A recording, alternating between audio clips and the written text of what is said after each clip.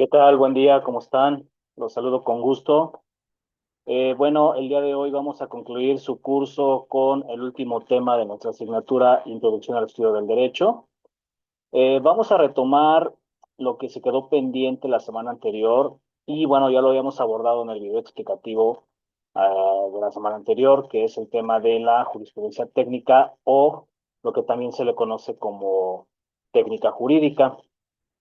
Vamos a compartirles su presentación para ir abordando los temas oportunamente.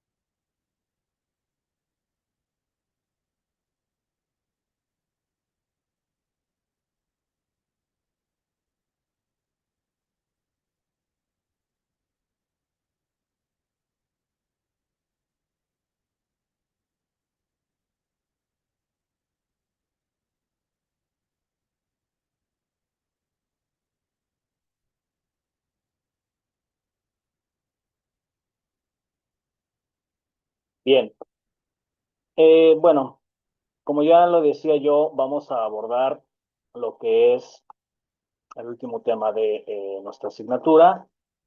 Vamos a ver lo que es el tema de la jurisprudencia técnica.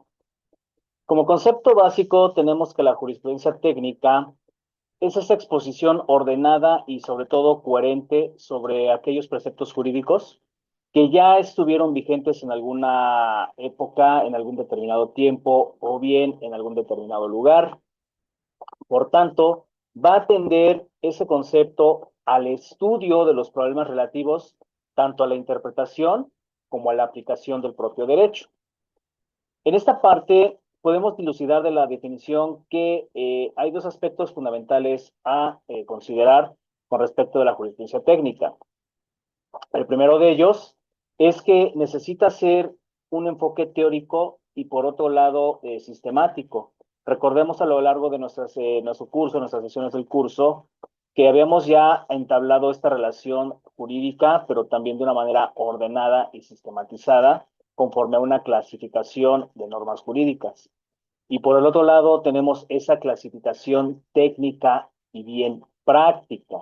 ¿De acuerdo? La primera de ellas, bueno, es esa exposición conforme a lo teórico, lo sistemático, de las reglas jurídicas que se ocupan en un tiempo y un espacio ya circunscrito.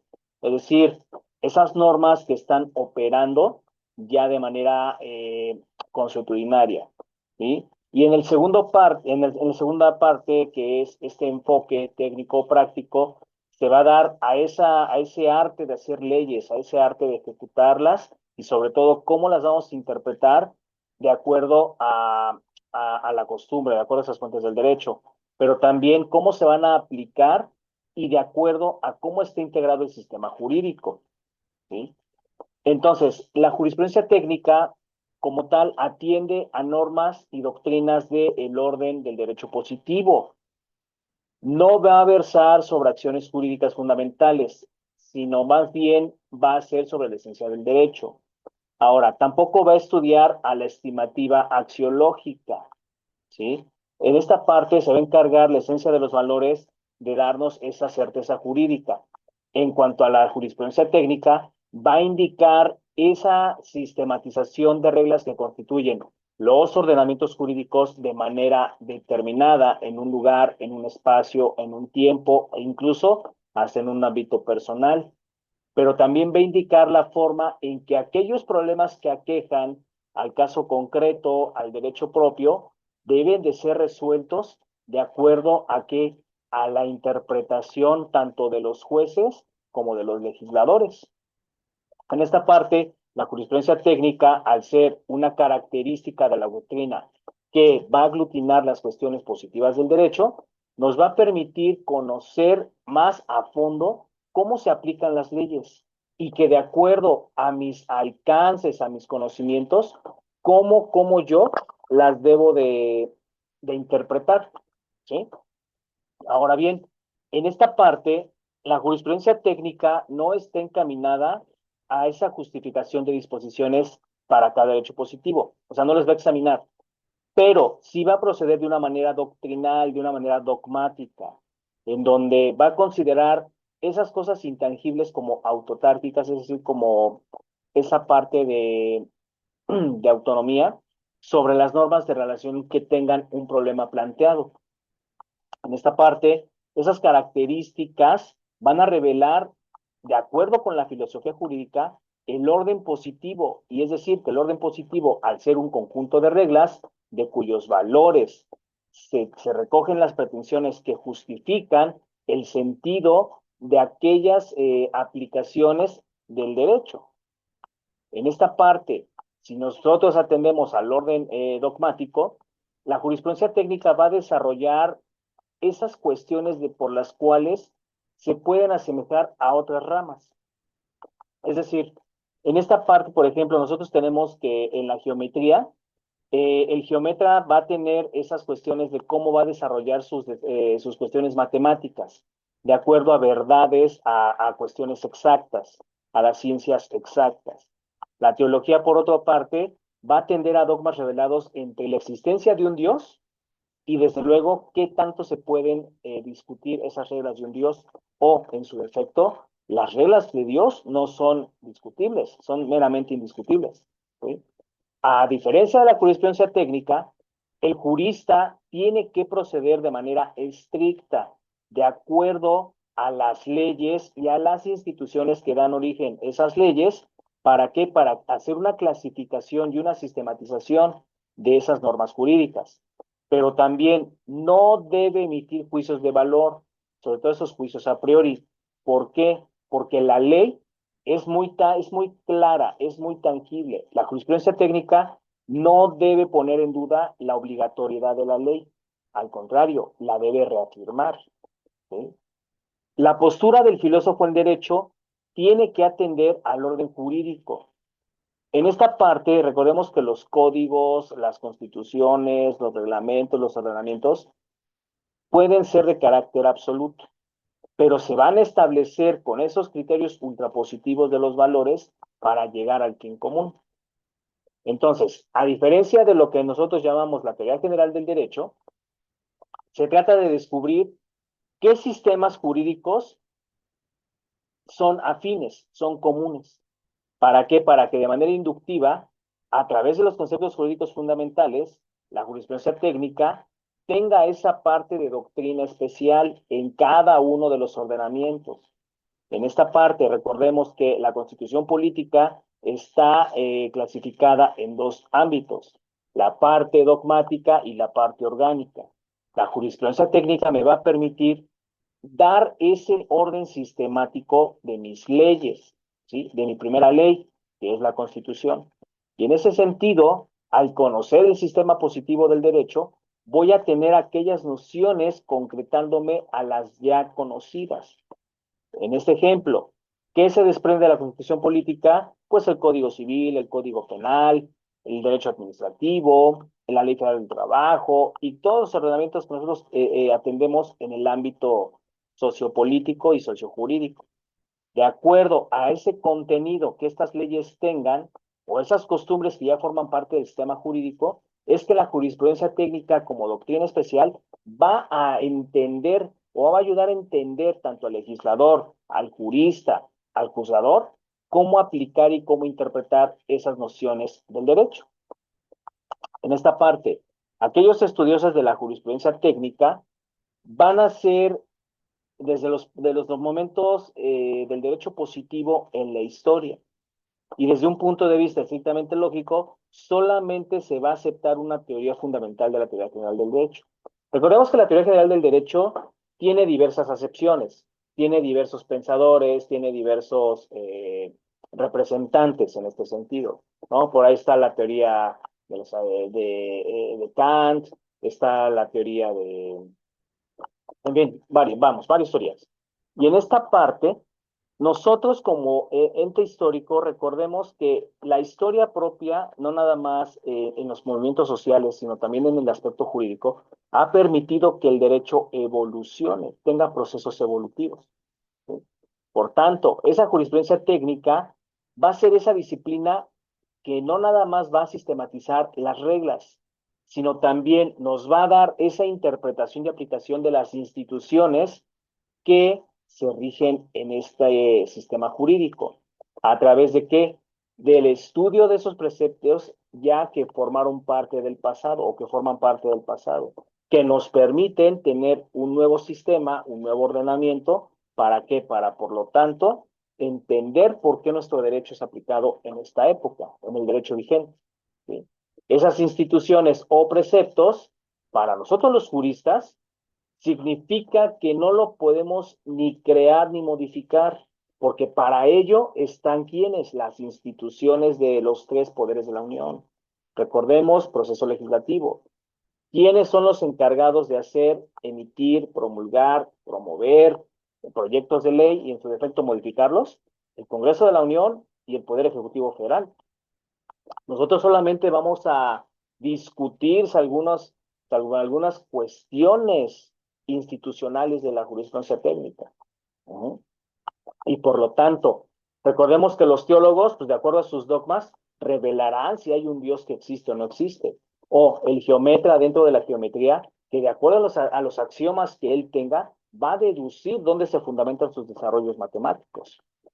Por tanto, la jurisprudencia técnica tiene ramas, sí, como aquella que es la sistemática jurídica, o también llamada técnica jurídica, o bien doctrina de aplicación del derecho. Vamos a ir viendo una por una de estas ramas. Pero antes de abordar esta parte de la jurisprudencia técnica ya como una sistemática o como una técnica jurídica, necesitaríamos entender que el propio derecho tiene problemas de interpretación para crear acepciones, para crear conceptos jurídicos. ¿Sí? De acuerdo con el filósofo alemán Wilhelm Windelband, entre estas partes, él clasifica a las disciplinas de las ciencias o el problema de las ciencias en dos ramas. Las ciencias nomotéticas y las ciencias ideográficas. Las ciencias nomotéticas son aquellos grupos que hacen ciencia de las leyes, pero que se van a concentrar específicamente en los fenómenos naturales, es decir, en todo lo que son las ciencias naturales. ¿Sí? O sea, no le va a interesar otra cosa más que lo básico, lo común, lo natural. Para el segundo criterio, que son las ciencias ideográficas, estas sí son más de carácter social y se van a entablar más en los sucesos ya pretéritos, en aquellas cuestiones político-históricas que dieron origen a la sociedad propia, pero también al sistema jurídico. Vamos a ir entendiendo qué significa lo nomotético y lo ideográfico. Nomotético viene del griego nomos y se deriva del tetos, es decir, una ley establecida. Ideográfico del griego idios, que es un estudio particular, y el grafo ya saben, es escritura de lo particular. ¿Sí? Por tanto, de acuerdo con la escuela de Weiden, que es parte del neocantismo, nosotros tendríamos que entender que las cuestiones nomotéticas van a atender a esas ciencias del espíritu, a esas ciencias naturales, ¿sí? En contraposición con de acuerdo esa parte de la metafísica y lo singular, vamos a empezar a entender lo que es lo particular y lo general, es decir, los métodos inductivos y deductivos. ¿Para qué? Para que de acuerdo con las ciencias sociales se esquematicen los formalismos y se puedan entender mejor las ciencias naturales. ¿Sí? El método nomotético siempre va a ir enfocado a emplear a las ciencias naturales. ¿Por qué? Porque va a formular conceptos y leyes de manera general. Mientras que el método ideográfico sí va a estudiar el posicionamiento de los fenómenos sociales.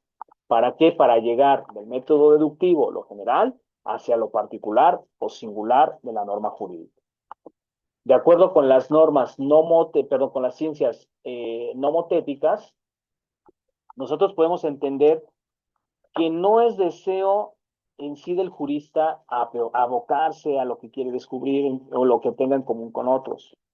¿sí? Esta cuestión solamente va a entender esos efectos y causas de la ciencia natural.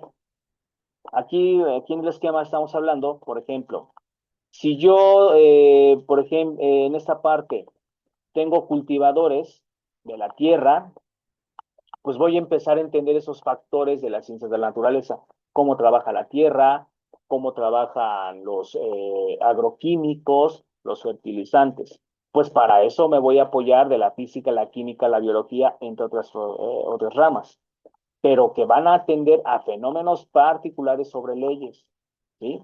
Y desde luego que van a tener una relación entre la fijación individual y particular de acuerdo a esa epistemología del conocimiento, ¿sí?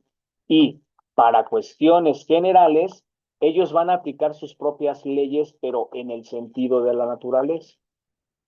En cambio, el historiador siempre va a tender a una cuestión particular, única e intuitiva. ¿Para qué? Para dar una nueva génesis sobre la actualidad ideal. Y de acuerdo con esos cambios, el historiador va a recopilar aquellas informaciones que dieron origen a nuevos paradigmas, ¿sí? Desde luego, el investigador en cuanto a la naturaleza siempre va a estar en ese sentido de la abstracción de los objetos sensibles, pero también por qué las leyes son a veces hasta intemporales o invariables. ¿Por qué? Porque la verdadera esencia del mundo que nos rodea no nada más se tiene que reducir a la parte de los átomos que son incolores y mudos, sino también esas cualidades sensibles. Esto dentro de la ciencia natural. Ahora, el historiador siempre se va a ver inmerso en esta parte de lo de llegar a lo concreto, pero sobre una temporalidad. ¿Por qué? Porque va a estudiar esas cuestiones históricas de las vidas humanas pasadas, de acuerdo a sus riquezas y peculiaridades de la época, pero también atendiendo a un cuestionamiento de carácter individual sobre la vida que se llevó en esa época. Ahora, si nosotros pretendemos ubicar a la jurisprudencia técnica en las divisiones o subdivisiones que ya vimos, de acuerdo a la clasificación del jurista Windelband, fracasaría la jurisprudencia técnica.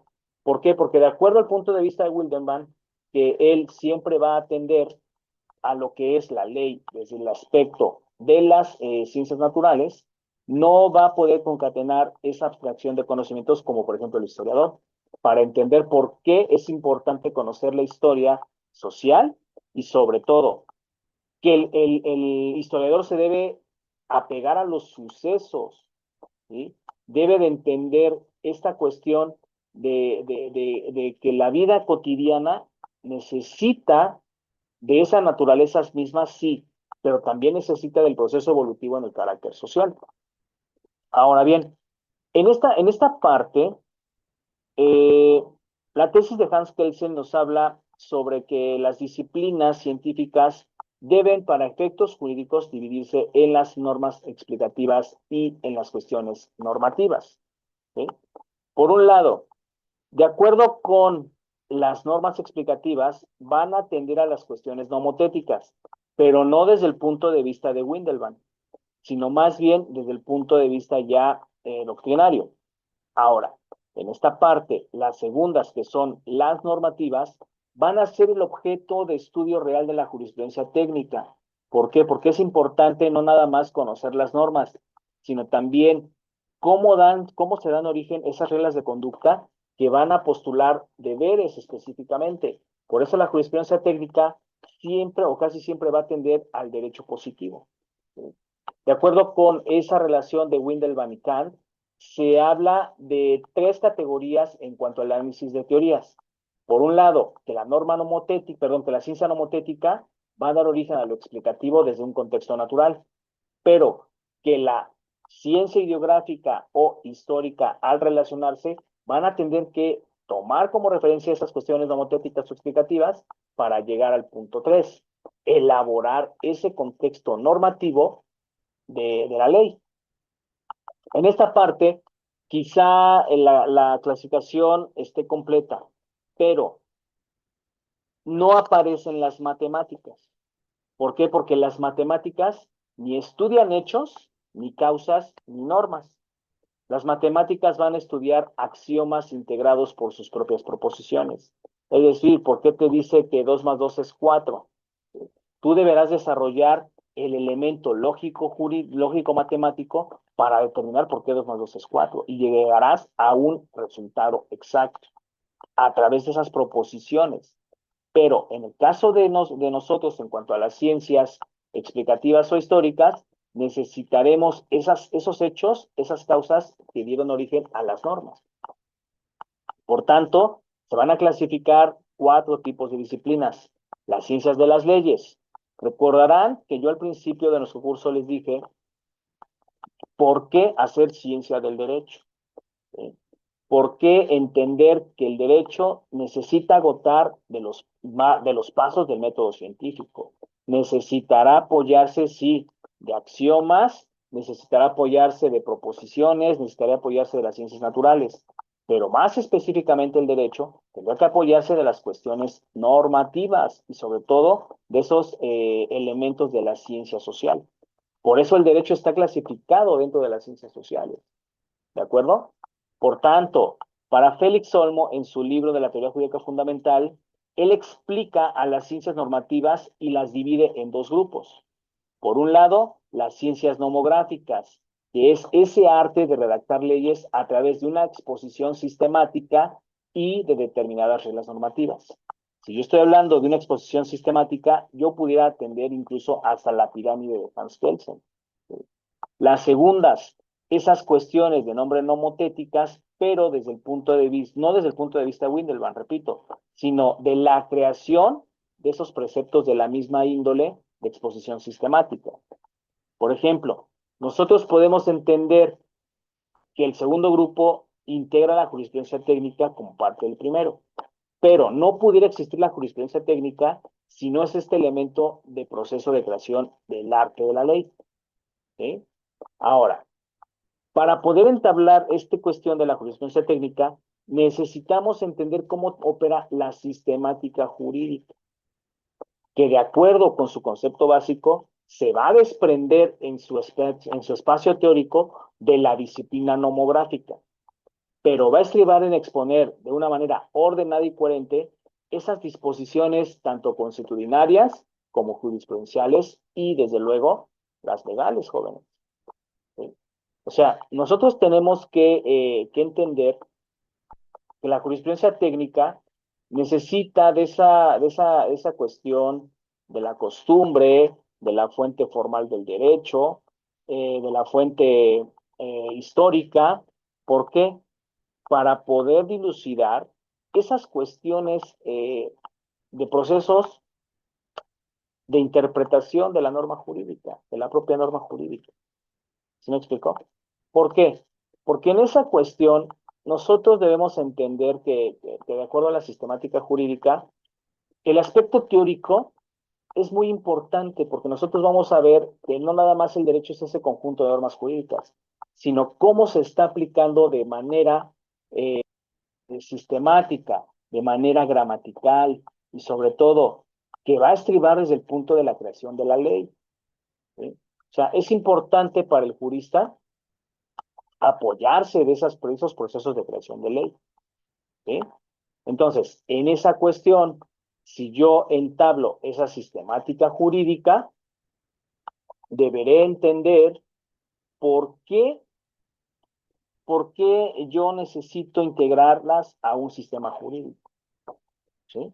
O sea, clasificar esas disposiciones de acuerdo a no la forma, sino la estructura lógica, ¿sí? Sino también al contenido. O sea, nosotros de las disposiciones que hemos hecho a través de la filosofía del derecho, necesitaremos entender la estructura propia, pero para poder clasificar esas disposiciones de observancia nomográfica, necesito integrar primero el sistema jurídico. Y sobre todo, porque a veces esta clasificación pudiera ser hasta desigual. En Roma tenemos esta parte de que fueron los primeros en abordar esos problemas de la sistemática jurídica. ¿Por qué? Porque a los romanos les debemos esta división específicamente del derecho, entre el derecho público y el derecho privado. que vimos en los primeros temas del curso. ¿Por qué el derecho público va a atender a la mayor parte de la colectividad de la sociedad? Pues porque está regulado por el propio Estado. ¿Y por qué el derecho privado va a reducirse únicamente a los particulares? Porque ahí se van a plantear esas cuestiones de cómo el derecho puede ser relacionado específicamente para los negocios jurídicos en el plano particular. En estas ramas, el derecho romano nos habla y nos dota de estas dos sistematizaciones. Va a aperturar en una primera línea el derecho público al derecho constitucional, al administrativo, al penal y al procesal, entre otros tantos. ¿Sí? Y el derecho privado lo va a dividir en los actos de los particulares de carácter civil y en los actos de comercio entre los particulares. Pero recordemos que el Estado, cuando no tiene ese papel de autoridad en una línea jerárquica superior que el ciudadano, podrá equipararse a las cuestiones también de los negocios jurídicos entre particulares. ¿Sí? Ahora, esta clasificación del derecho específicamente va a aludir a lo que es el derecho interno, es decir, al derecho de una nación, de un país, de un territorio. Pero para cuestiones de naturaleza interestatal, nosotros podemos recurrir, sí, al derecho público y al derecho privado internos, pero también se verá relacionado con clasificación de otras naciones, por ejemplo. ¿Sí? Para eso existe un derecho público y un derecho privado internacional. Entenderemos que aquí se van a dar subclasificaciones semejantes en manera internacional, como es el derecho penal, el derecho internacional, administrativo, el derecho mercantil internacional, que hoy día operan para cuestiones de garantías principalmente, específicamente hablando. ¿Sí? Si en este sentido el derecho penal internacional lo tenemos traducido en la Corte Penal Internacional, en las convenciones internacionales.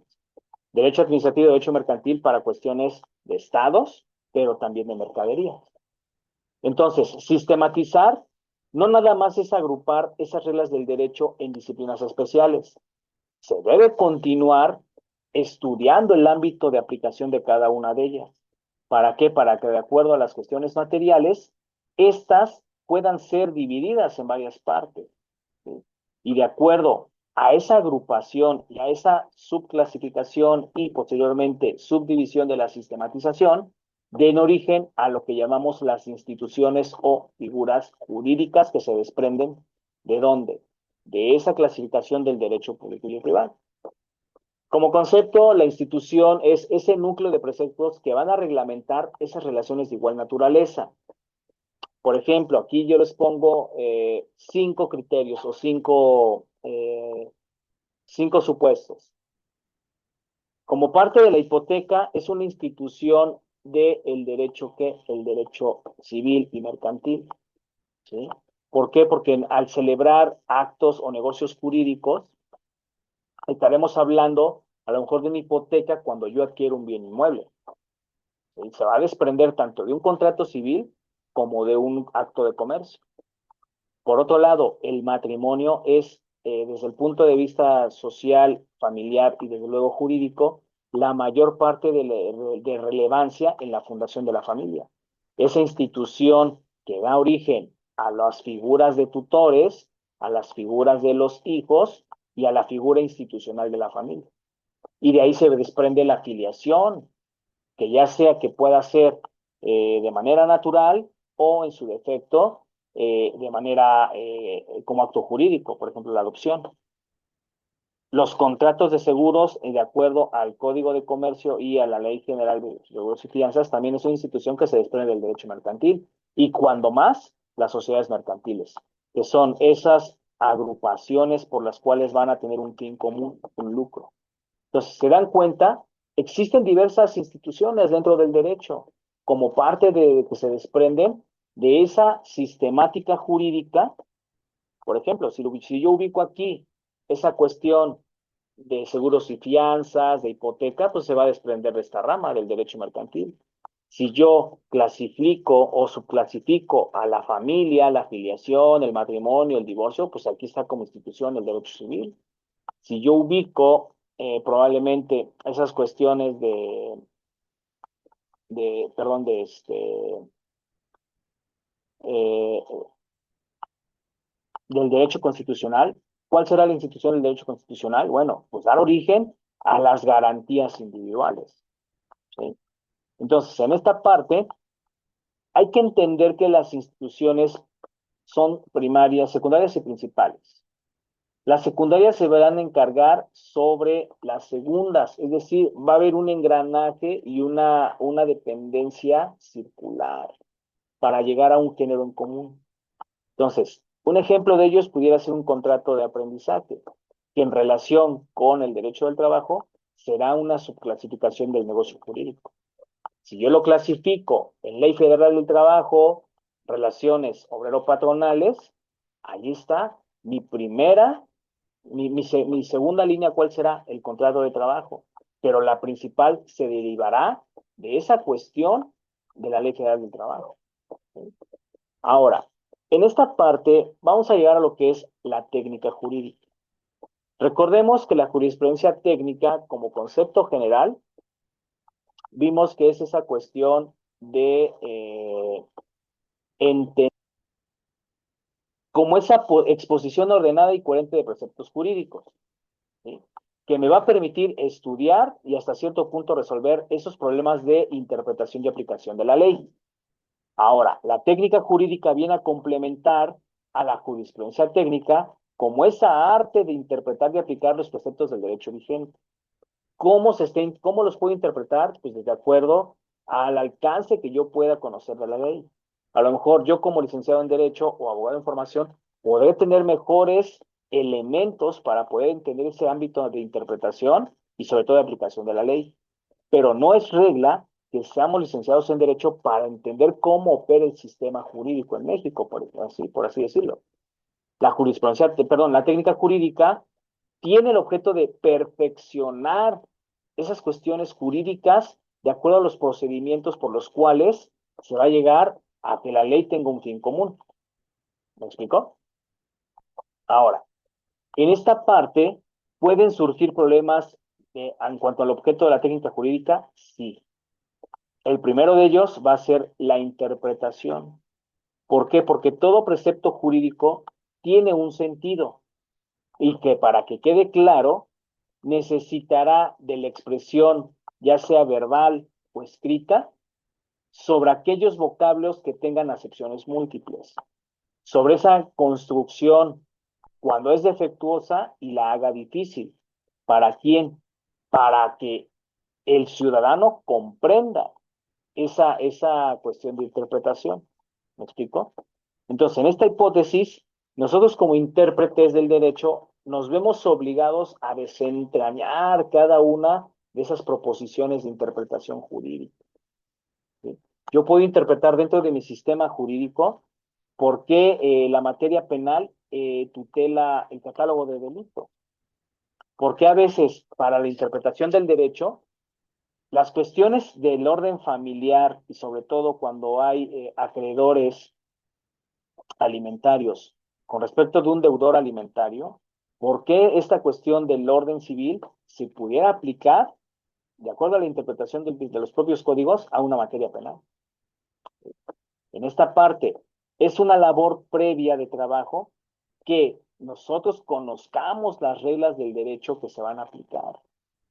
En esta parte, de acuerdo al autor de esa norma, nosotros podemos interpretar a la ley en privada, judicial o auténtica. Y sobre todo, que la cuestión privada es netamente obra de los que intervienen, es decir, los particulares, ¿sí? Para ello, se va a hablar de interpretación doctrinal, o sea, nosotros podemos recurrir a esa cuestión de los libros, podemos entender esa cuestión de un contrato, cómo se está interpretando ese contrato conforme a sus cláusulas, declaraciones, proposiciones de cada una de las partes intervinientes. Pero que de acuerdo con la doctrina me dice que el concepto de contrato pues es ese acuerdo entre dos voluntades. ¿Me explico? Ahora, la segunda categoría, es decir, la judicial, va a provenir de esos jueces y los tribunales encargados de aplicar el derecho a los casos concretos. O sea, ¿cómo es que, de acuerdo a las actuaciones procesales, el juzgador va a dilucidar un problema que haya entre dos cuestiones contenciosas, ¿sí? Y sobre todo, aplicar de acuerdo al principio del derecho esa naturaleza del caso concreto. ¿Por qué le tiene que dar la razón a una de las partes? Por otra parte, la cuestión auténtica necesitará que el legislador fije el sentido de las leyes a través de qué? De la interpretación legislativa, que fue más o menos lo que vimos en el proceso legislativo, como uno de los temas también de nuestro curso, ¿no? ¿Por qué el proceso legislativo es el elemento principal en primera para elaborar proyectos de ley? Para que una vez que sean aprobados y sancionados por el Congreso y a su vez por el Poder Ejecutivo Federal, puedan ser aplicados como norma positiva hacia el ciudadano, hacia el gobernado, ¿sí? Entonces, en esta parte de interpretar las cuestiones legislativas, tenemos que atender a las necesidades primarias del sistema jurídico, pero subcorrelacionado con quién, con las necesidades primarias del ciudadano. ¿De acuerdo? El segundo criterio es la integración, sin la cual no sería posible o solo sería posible eh, cuando hay preceptos que deben ser interpretados. En este caso, cuando se somete al conocimiento del juez alguna cuestión de un caso concreto y que no se encuentre prevista en un ordenamiento positivo, bueno, pues ahí va a dar origen a una laguna jurídica o a una antinomia. Y en este caso, el juzgador tendrá que llenar esos vacíos de la ley o que quedan en la ley. ¿Para qué? Para que de acuerdo con los criterios de los principios básicos del derecho, logren un fin, ¿sí? La mayoría de los códigos existentes en nuestro sistema jurídico en México recurren a que esas disposiciones tengan los principios generales del derecho y que de acuerdo a la cuestión natural y equitativa, la actividad del juez sea en cierta forma interpretativa, pero más bien tendrá que ser concretamente de carácter constructivo, ¿sí? En esta parte, si no hay una norma que se pueda aplicar, no podríamos hablar de interpretación. O sea, la interpretación surge de esa expresión de un sentido hacia un precepto jurídico, que tiene que ser expresada de manera verbal o escrita, y que de acuerdo a la construcción sea defectuosa y haga difícil, el intérprete nosotros, es decir, nosotros los estudiosos del derecho tenemos esa obligación de desentrañar, de explicar, de dilucidar, ¿sí? Y que es un trabajo previo a través de las reglas del derecho aplicadas, que de acuerdo a estos criterios privados judiciales auténticos, jueces, juristas, legisladores, necesitamos ese sentido lógico de qué? De la interpretación de la ley. Por eso, al integrar esa interpretación, nosotros necesitaremos dar luz a una cuestión social, pero también que el juez, cuando se encuentre con esos vicios o esos vacíos jurídicos, integre los criterios adecuados. ¿Para qué? Para que dé esa equidad y sobre todo esa construcción jurídica. Ahora, no habiendo norma aplicable, pues desde luego no podemos interpretar. Por eso siempre se debe referir a los preceptos, constitución, códigos, leyes, reglamentos. ¿Para qué? Para que dejemos esa teoría general del derecho de carácter exegético y sea colocada en una situación que se compare a la del legislador. En esta parte, los jueces, al emitir sentencias, al emitir fallos de carácter interpretativo, conforme al estudio de las actuaciones procesales, pueden cambiar el rumbo incluso hasta de una normatividad. Y nos lo dice el propio juicio de amparo, porque es un juicio de garantías, ¿sí? Entonces, la función meramente interpretativa de los jueces y tribunales también da esa cuestión creadora o creativa. ¿Por qué? Porque de acuerdo a cómo voy a integrar a la aplicabilidad de la norma, voy a hacer mejores sentencias. Por otra parte, la vigencia. La vigencia va a consistir en que esos preceptos que estén sometidos a la consideración de los jueces deben estar vigentes y, sobre todo, que no estén ni derogados o, en su defecto, abrogados, como es el caso, por ejemplo, de los códigos nacionales de procedimientos penales y civiles, que esas legislaciones en sí, para cuestiones de interpretación, aplicación y, sobre todo, integración de la ley, ya no son operarios, ya no funcionan. ¿Por qué? Porque de acuerdo a lo concerniente que vimos de las reglas del proceso legislativo, la iniciación, duración y extinción de la vigencia siempre van a establecer los criterios de cómo está operando la ley. Y que de acuerdo a los preceptos de retroactividad, nosotros debemos aplicar cuándo va a ser un criterio de situación o negocio jurídico, sobre todo bajo el imperio de la ley anterior. O sea, para efectos, el 14 constitucional es el ejemplo más tangible, ¿no? En donde no se puede hacer efecto retroactivo de una ley en perjuicio de otra persona, salvo casos en que ese efecto retroactivo sea beneficioso para quien lo desee ocupar, pero jamás, jamás podrá ser de manera perjuiciosa el efecto retroactivo, ¿sí? En esta parte, el principio de retroactividad tiene que ser una regla moral legislativa. ¿Por qué? Porque se va a fundar en la naturaleza de las cosas y, sobre todo, resultaría hasta cierto punto ilógico e inexacto que los legisladores nunca hagan uso de esa regla moral, ¿sí? ¿Puede haber conflictos de leyes? Sí. La jurisprudencia técnica debe señalar esas reglas por las cuales han de solucionarse esos conflictos de leyes en el tiempo, en el espacio, en el ámbito personal, en el ámbito temporal de validez de la norma jurídica. Por eso nosotros tenemos que entender que a veces las reglas de aplicación sobre el espacio necesitamos entender cómo opera el efecto retroactivo de la ley, ¿sí? ¿Por qué nos dice ese 14 constitucional que jamás podrá usar una ley retroactiva en perjuicio de un ciudadano?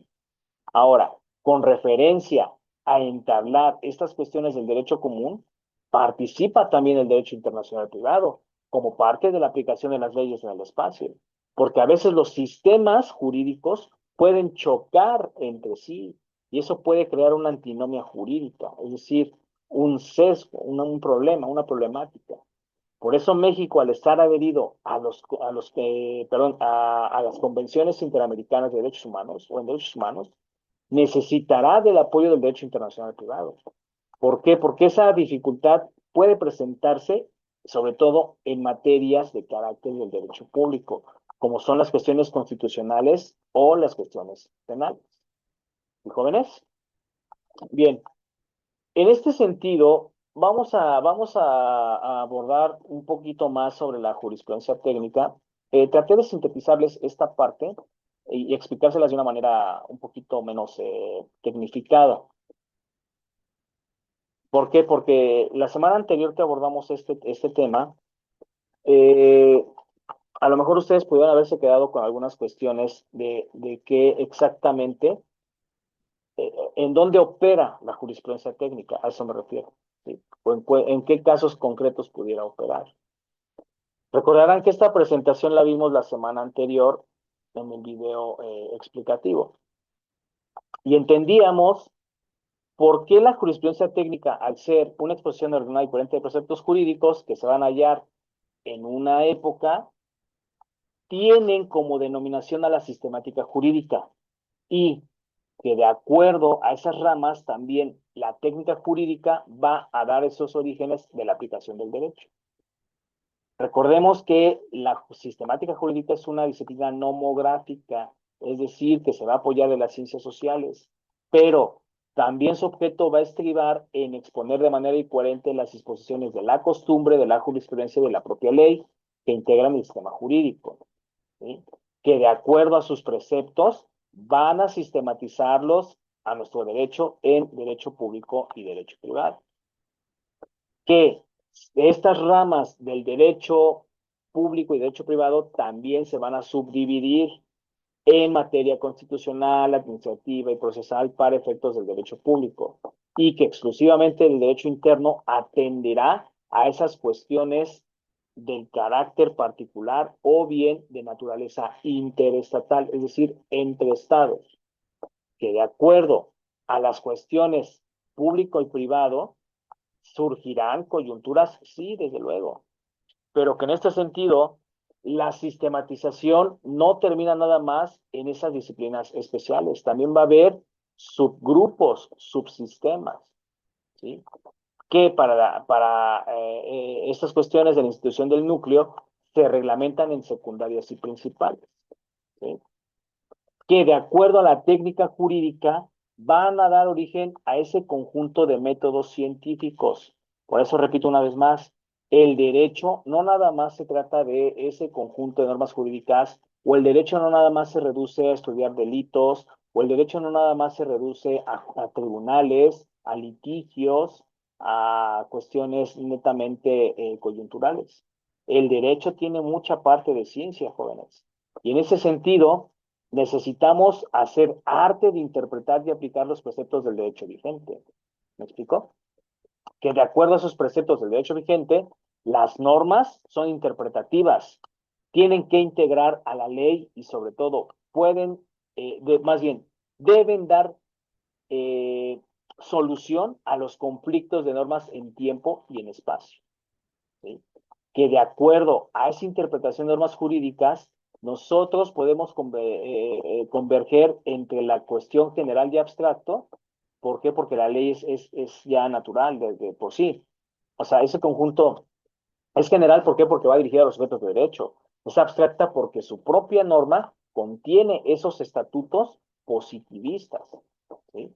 Y sobre todo, que la ley, en cierta forma para interpretar, debe ser un sentido literal o gramatical, que a partir del significado de las diversas acepciones del derecho, de la sociología, de las propias ciencias naturales, nosotros tenemos que entender el contexto de la palabra y el término. O sea, ¿por qué nosotros debemos auxiliarnos si no entendemos una acepción jurídica en doctrina, en diccionarios, en la propia norma? ¿Sí? Hoy día nosotros tenemos textos jurídicos escritos y doctrinarios, sí. Tenemos una normatividad escrita, sí. Una normatividad literal, también. Pero, ¿cómo interpretaríamos en su sentido literal o gramatical esas fallas o sentencias que tienen los jueces? Pues para ello necesitamos hacer todo un estudio de caso concreto, que desde el método exegético, las normas jurídicas son creadas a intención del elemento de la acción humana, sí, pero necesitarán de esa intervención del elemento volitivo para que el sujeto de derecho formule esa exegesis y sobre todo que la exegesis desentrañe ese sentido de la norma. ¿Para qué? Para ver cuál es la intención de acuerdo a la voluntad de los autores de la norma jurídica, ¿sí? Que de acuerdo a esas disposiciones de la propia ley, estas se puedan discutir en el Congreso de la Unión y que aludan a lo expresado por los legisladores. ¿Me explico? Que de acuerdo a una categoría lógico-sistemática, la norma tiene que tener disposición de armonía. ¿Por qué? Porque nosotros tenemos que entender que la interpretación de la norma tiene que, hasta cierto punto, concretar los casos de las normas jurídicas, ¿sí? Que desde acuerdo a las cuestiones teológicas o teleológicas, la norma jurídica está integrada por mandatos y órdenes, que de acuerdo a su sistematización están ya prescritos, y que hay un destinatario de una norma para establecer una relación jurídica hacia un fin común y entender cuáles son esos fines, esos objetos que persigue la norma. Que de acuerdo a las cuestiones axiológicas, la norma va a partir de valores y principios. ¿Para qué? Para interpretar cómo la justicia, el bien común, la seguridad jurídica, la verdad, la honestidad, esa confidencialidad, esa solidaridad humana y esa benignidad son interpretadas y agregadas a la cuestión literal y gramatical, ¿sí? Porque el derecho tiene un objeto, que es solucionar conflictos. ¿Me explico?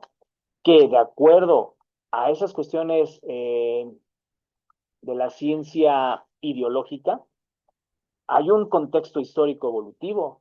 ¿Por qué? Porque ahí vamos a entender que la norma va a considerar circunstancias económicas, geográficas, sociales, culturales, prácticas prevalecientes que se han consolidado en una sociedad en común y que esta parte da origen a interpretar los preceptos legales sobre los ordenamientos jurídicos vigentes. ¿Sí? Por eso, la interpretación, como cualquier conjunto de norma o normas, necesitará de todos los elementos descritos. Necesitará de un proceso histórico, de un proceso de valores en cuanto a la axiología, de un ordenamiento lógico sistemático. ¿Para qué? Para que nosotros entendemos cómo se van a integrar esos métodos de la ley. O sea, ¿cómo puedes tú dar verificativo a que una ley de verdad se está aplicando de acuerdo al caso concreto? Y no hay vacíos o lagunas, porque en este sentido la ley incluso hasta puede ser imperfecta. ¿Sí? Ahora, esas lagunas o vacíos se deben explorar de acuerdo a esos vicios legales que ya quedaron conforme a la legislación, conforme a la aplicación de esa propia ley y conforme al estudio que han hecho los legisladores y hasta cierto punto, los juzgadores, para que de acuerdo a esas lagunas, el derecho no deba tener vicios. Por eso, el principio constitucional nos dice que para poder administrar a la justicia se deben establecer tribunales, se deben aplicar a casos concretos y sobre todo que el sentido de la doctrina del derecho quizá puede apoyar a esos métodos de integración jurídica, pero no va a integrar o no va a poder aplicar a cuestiones cuando se esté controvertiendo un asunto, por ejemplo, en los tribunales. ¿Sí? Que de acuerdo a la analogía, la integración de la norma jurídica o del método de integración de la norma jurídica tiene un sentido gramatical y filosófico. Es decir, que en esta parte todas las cosas tienen ciertas semejanzas, pero hasta cierto punto la ley no puede ser equívoca. Debe ser hasta cierto punto eh, argumentativa, jóvenes. ¿Sí? O sea, ¿por qué nosotros tenemos que aprender a fundar y motivar a lo largo de nuestra formación académica? ¿Sí? Y que en esa razón los argumentos lógicos deban integrarse a los casos no previstos de la ley, porque para eso existe la propia costumbre y desde luego los principios generales del derecho. De acuerdo a esos criterios, habíamos visto que hay tres criterios de integrar la interpretación, que es la analogía por paridad de razón, por mayoría de razón y sobre todo por minoría de razón. Que entendíamos que esa analogía por paridad de razón son esas cuestiones en donde se va a basar una situación sobre el ordenamiento jurídico análogo y semejante a la razón en que se funda. Como ejemplo, habíamos puesto que los contratos de comodato y arrendamiento son dos cuestiones análogos. ¿Por qué? Porque son parecidos. Por un lado, estos dos contratos transmiten posesión, pero no te hacen ser propietario, que de acuerdo a sus cuestiones jurídicas son de uso y goce, pero temporal. Pero son diferentes, ¿por qué? Porque el contrato de arrendamiento es oneroso, ¿sí? Te va a generar dinero. Y el contrato de comodato es gratuito. ¿Por qué? Porque no hay obligación de pagar, ¿sí? Ahora, la analogía por mayor de razón, perdón, nos va a decir que esa cuestión prevista por la ley tiene que estar en el ordenamiento jurídico y si no lo está, necesitaríamos entablar cuál situación debe aplicarse. En esta parte, hablábamos el ejemplo que si una mujer casada en un régimen de sociedad conyugal del régimen mancomunado, necesitará del consentimiento del marido, ¿para qué? Para constituir un gravamen sobre los bienes que hayan hecho. En esta parte, la analogía por mayoría de razón me dice que yo necesitaré del consentimiento de mi cónyuge para poder adecuar esa vivienda o esa propiedad o para poderla enajenar o para poderla arrendar. ¿Sí? Ahora, la analogía por minoría de razón, debemos entender que quien lo puede más, lo puede menos. En esta parte, si yo hablo de cuestiones de familia, la familia, recordemos que pues es el núcleo social primario que está integrado por papá, mamá, hijos, ¿sí? Pero a falta de ellos, por minoría de razón, pues, ¿quién puede más si están ausentes los padres? Pues están los abuelos. Y los abuelos podrán ejercer en ese criterio de quien puede lo más, lo puede lo menos, hacerse cargo de esos menores que han quedado en orfandad, por ejemplo. Que en el sentido contrario, recordemos que el texto legal siempre va a tener una solución restrictiva y una relación al referirse en esa trilogía conforme al objeto cuando sea una solución contraria. Que de acuerdo a esos métodos para resolver normas de origen en el espacio, nosotros tenemos los elementos y principios de extraterritorial absoluta, territorial absoluta y extra y territorialidad combinadas.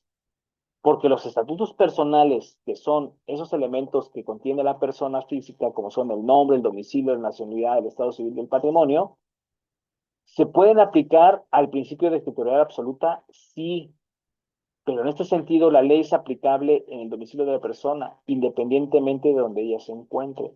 Es decir, esos elementos de extraterritorial no van a modificar mi estatus personal si yo llego a viajar al extranjero, porque voy a seguir poseyendo mi nombre, mi domicilio, mi nacionalidad, mi estado civil y mi patrimonio. ¿Sí? Y que de acuerdo a los estatutos formales, yo necesito de los elementos de la validez, por ejemplo, para celebrar negocios y actos jurídicos. Por eso los contratos tienen elementos solemnes, tienen formalidades, tienen cuestiones para evitar esos vicios del consentimiento o esas cuestiones en los vicios de la voluntad. ¿Sí? Que de acuerdo a los estatutos reales, nosotros podamos entablar cuestiones registrales, tributarias, administrativas, relativas a mis propiedades, a mis bienes muebles o inmuebles. ¿Sí? Y sobre todo, que en esta cuestión yo encuentre cuáles son los principios de territorialidad y extraterritorialidad combinados. Ahora, ¿cuáles serán esos métodos para resolver conflictos de leyes en el tiempo? Pues debemos de entender primero cuáles ordenamientos jurídicos están dentro de nuestro derecho vigente, cuáles ordenamientos jurídicos son aplicables, son interpretativos, son integrales, y que en esta cuestión volvemos al ejemplo de que el efecto retroactivo en perjuicio de persona alguna no debe desatender las cuestiones garantistas de ese artículo 14 constitucional. ¿Sí? Por eso la doctrina y la jurisprudencia también lo marcan como el efecto retroactivo. O sea, doctrinalmente, la retroactividad consiste en aplicar leyes actuales a hechos jurídicos anteriores o viceversa. Pero aplicar leyes a hechos jurídicos traerá como consecuencia que esa vigencia de la ley sea aplicada adecuadamente. ¿Sí me explicó? Que la aplicación de una norma en perjuicio de alguien no tiene que atender o desatender un ordenamiento jurídico y mucho menos dejar de ser garante de derechos humanos. Por eso los derechos humanos son en esas categorías universales, interdependientes, indivisibles y progresivos. ¿Por qué? Porque no van a dejar de desatender a los ciudadanos. ¿Me explico? Entonces, en esta parte, nosotros tenemos que entender que las consecuencias de derecho pueden modificar o restringir hechos jurídicos, sí, pero que de acuerdo a criterios de esas excepciones al principio de no retroactividad, necesitará siempre la aplicación del beneficio de una persona. ¿Sí? La Suprema Corte de Justicia de la Nación ya lo dijo, que tú puedes aplicar un principio de no retroactividad o ultraactividad de la ley siempre y cuando beneficie a una persona. Y que esos casos previstos por la ley deben de atenderse también desde la cuestión procesal. ¿Sí? Ahora, en esta parte, jóvenes, necesitaremos entender que la jurisprudencia técnica, al ir de la mano de la técnica jurídica, necesita integrar mucho del estudio, tanto del jurista como del legislador. Pero nosotros, abogados en formación, siempre debemos de entender cómo opera el sistema normativo del derecho, cómo poder entender esa sistematización propia de la ley.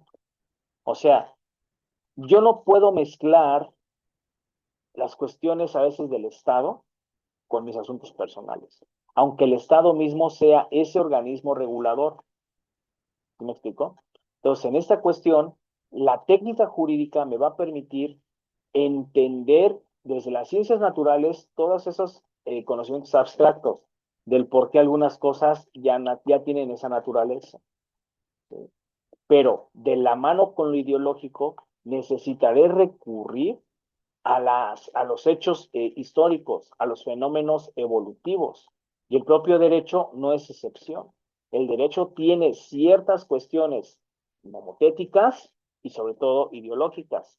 ¿Para qué? Para que yo pueda en este momento, en esta época, explicar, interpretar, integrar y sobre todo operar de manera adecuada y sistemática a esa ley. ¿Sí, jóvenes?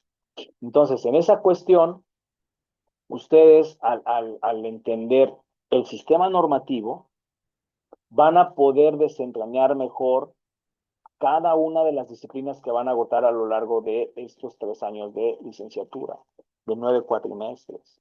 Ya será cuestión de ustedes qué tan afines son a lo mejor al derecho penal, al derecho constitucional, al derecho administrativo, al derecho fiscal, incluso cuestiones de criminología y criminalística que se desprenden de las ciencias penales aplicadas en el catálogo de delitos, pero también correlacionadas con el Código Nacional de Procedimientos Penales. ¿Sí? Porque hoy día los juicios orales necesitan mucho de la retórica y la argumentación jurídica. Necesitan de ese carácter interpretativo, integrativo y sobre todo de esa cuestión evolutiva del derecho, jóvenes. ¿De acuerdo? En síntesis, en esta cuestión nosotros necesitaremos siempre recurrir a lo básico del derecho. ¿Cuál es su génesis? Solucionar conflictos. Pero, por un lado, también organizar a una sociedad. Subsecuentemente, establecer un sistema normativo que me permita hasta cierto punto controlar esa conducta en la sociedad. Tercero, que una vez establecido mi sistema normativo, mis leyes tengan que ser vigentes y sobre todo garantes para mis ciudadanos, que satisfagan sus necesidades. Para ello, si mis leyes están dejando vicios, están dejando vacíos, están en un choque, están creando antinomias y cuando más lagunas jurídicas, como de la mano de los legisladores y los juzgadores, necesitaré reformar al sistema jurídico, reformar esas cuestiones ya prescritas de la normatividad jurídica. Recordemos que México tiene ciertos casos de la Corte Interamericana de Derechos Humanos en donde han tenido ya que corregir al sistema interno de las normas. Y ahí está el caso Rosendo Revilla Pacheco, que forma un precedente importante. ¿Para qué? Para que se modifique el artículo primero constitucional y que de acuerdo a ese primero constitucional se suprimen las figuras de las garantías individuales y se agregan los derechos fundamentales y sus garantías. Porque en esa época nuestro derecho no fue garante de un caso de desaparición grave de personas. ¿Sí? Entonces, en esa cuestión, la técnica jurídica nos va a permitir a nosotros abogados también participar en esos procesos evolutivos de la ley. También cuestionarle al legislador por qué está aplicando de manera inadecuada una norma. ¿Por qué cuestionarle también al juez que se equivocó en una sentencia, que se equivocó en un fallo judicial?